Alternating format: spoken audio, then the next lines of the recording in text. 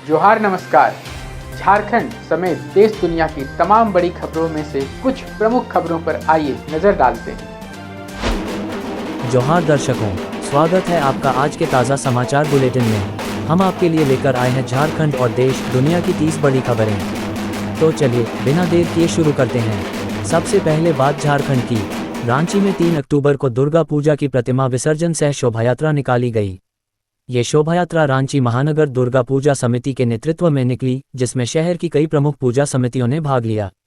समारोह में समिति के मुख्य संयोजक डॉक्टर अजीत सहाय और कार्यकारिणी अध्यक्ष राजेंद्र वर्मा, वरीय उपाध्यक्ष लखपति कुमार साहू समेत अन्य पदाधिकारी उपस्थित रहे। बिहार क्लब चंद्रशेखर आजाद क्लब, राजस्थान मित्र मंडल समिति, विभिन्न पूजा समितियां इसमें संयुक्त रूप से शामिल रहे। इस प्रकार विसर्जन का ये कार्यक्रम सामूहिक सहयोग से संपन्न हुआ।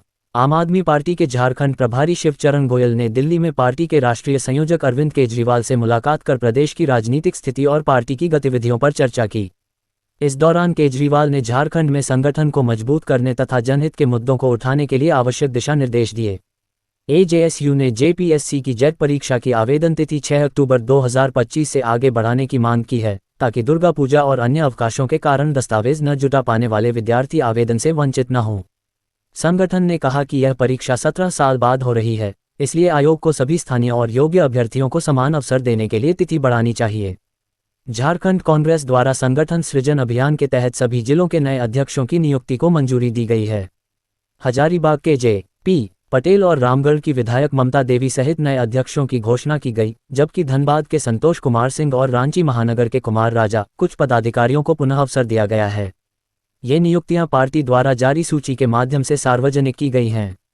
रांची के सेंट फ्रांसिस चर्च में फ्रांसिस्कन धर्म समाज ने संत फ्रांसिस ऑफ असीसी का पर्व धूमधाम से मनाया, जिन्हें पर्यावरण एवं जीव जंतुओं का संरक्षक संत घोषित किया गया है। इस अवसर पर मुख्य अनुष्ठाता आर्चबिशप विंसेंट ने संत फ्रांसिस के पर्यावरण संरक्षण के सिद्धांतों को आज के संदर्भ में और भी प्रासंगिक बताते हुए सभी से उनके मार्ग पर चलने का आह्वान किया।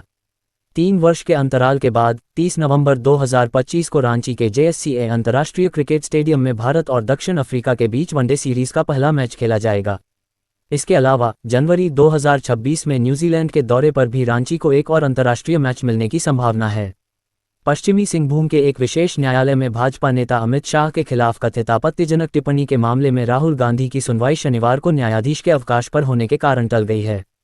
अदालत अब 9 अक्टूबर को उनके व्यक्तिगत उपस्थिति से छूट के आवेदन पर फैसला सुनाएगी, जिसका सीधा असर उनकी संसदीय एवं राजनीतिक गतिविधियों पर पड़ेगा।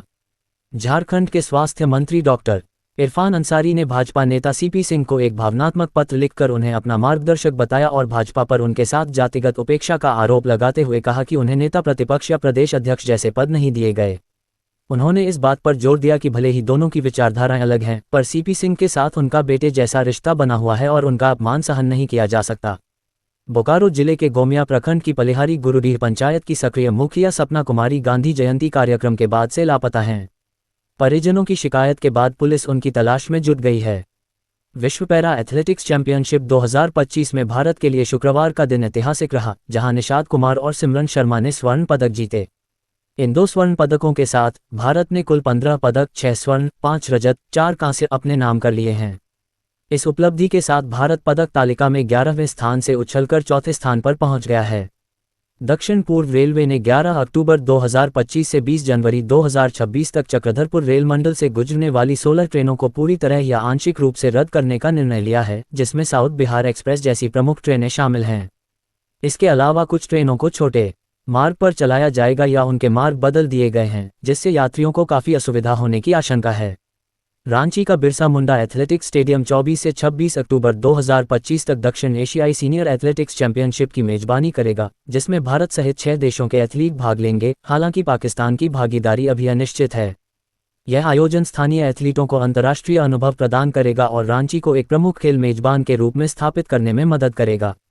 झारखंड के मुख्य निर्वाचन पदाधिकारी ने 7 गैर मान्यता प्राप्त राजनीतिक दलों को नोटिस जारी करते हुए उन पर पिछले 3 वित्तीय वर्षों के अनपेक्षित खाते और चुनावी व्यय विवरणी समय पर जमा न करने का आरोप लगाया है।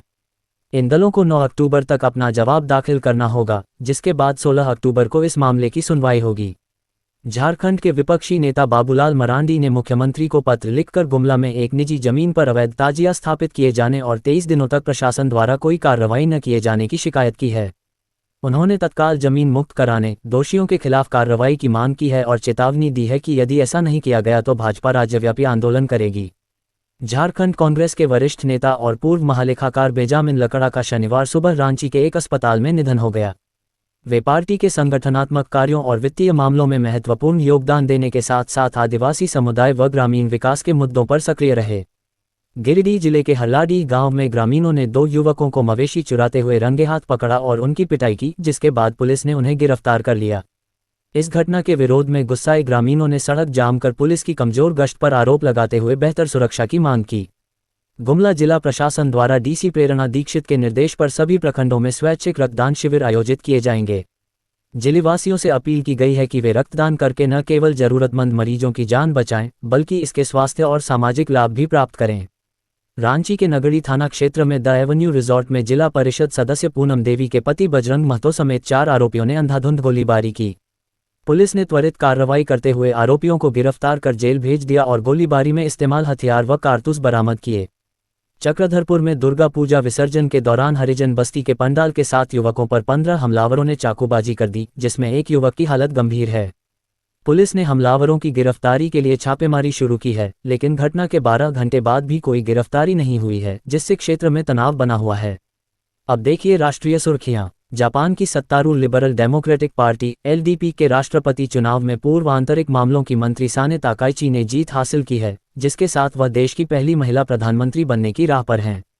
एक पूर्व हैवी मेटल ड्रमर रह चुकी ताकाइची ने अपनी जीत को लोगों की चिंताओं को आशा में बदलने के अपने संकल्प के रूप में प्रस्तुत किया है। राष्ट्रपति डोनाल्ड ट्रंप ने हमास को गाजा शांति योजना पर रविवार शाम तक सहमति देने का अल्टीमेटम दिया है, चेतावनी दी कि असहमति पर अभूतपूर्व प्रलय टूटेगी। ये योजना हमास के निरस्त्रीकरण, बंधकों की रिहाई और एक अंतर्राष्ट्रीय स्थिरीकरण बल की तैनाती का प्रस्ताव करती है, जबकि फिलिस्तीनी आत्मनिर्णय के लिए एक मार्ग प्रदान करती है। बीसीसीआई ने ऑस्ट्रेलिया दौरे के लिए भारतीय वनडे टीम की घोषणा की है, जिसमें शुभमन गिल को नया कप्तान बनाया गया है, जबकि रोहित शर्मा और विराट कोहली टीम में वापसी करेंगे। यह फैसला 2027 वनडे विश्व कप की तैयारी को ध्यान में रखते हुए लिया गया है, जबकि टी20 टीम की कमान सूर्यकुमार यादव के पास रहेगी। बिहार विधानसभा चुनाव 2025 को लेकर चुनाव आयोग के साथ हुई बैठक में भाजपा ने 1 या 2 चरणों में चुनाव कराने, केंद्रीय सुरक्षा बलों की व्यापक तैनाती और मतदान केंद्रों पर पारदर्शिता बढ़ाने जैसे सुझाव दिए। पार्टी ने संवेदनशील क्षेत्रों में विशेष सुरक्षा व्यवस्था और मतदाताओं को एसएमएस सूचना जैसे उपायों पर भी जोर दिया। मखदुमपुर विधानसभा क्षेत्र के राजद कार्यकर्ताओं ने विधायक सतीश दास के खिलाफ राबड़ी आवास के बाहर जोरदार प्रदर्शन किया, जिसमें उन पर क्षेत्र के विकास और कार्यकर्ताओं की उपेक्षा का आरोप लगाया गया। प्रदर्शनकारियों ने पार्टी नेतृत्व से आगामी चुनाव में दास को टिकट न देने की मांग करते हुए उनके कामकाज से जनता के असंतोष को रेखांकित किया। मुजफ्फरपुर एयरपोर्ट को 28.58 करोड़ रुपए की लागत से उन्नत करने की मंजूरी मिल गई है, जिसके तहत 11 महीनों में कोड 2B श्रेणी के विमानों के लिए नया टर्मिनल भवन, एटीसी टावर और अन्य सुविधाएं विकसित की जाएंगी।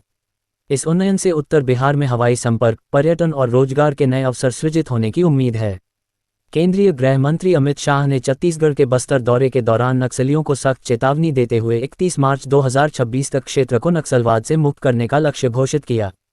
उन्होंने उग्रवादियों से आत्मसमर्पण करने की अपील करते हुए राज्य सरकार की पुनर्वास नीतियों और विकास योजनाओं को लागू करने की जानकारी दी। ये थीं आज की 30 बड़ी खबरें। अगर आप ऐसे ही अपडेट्स पाना चाहते हैं तो हमारे YouTube चैनल को सब्सक्राइब करें, Facebook पेज को लाइक करें और इस वीडियो को शेयर जरूर करें। फिर मिलेंगे अगले बुलेटिन में, तब तक के लिए जोहार और नमस्ते।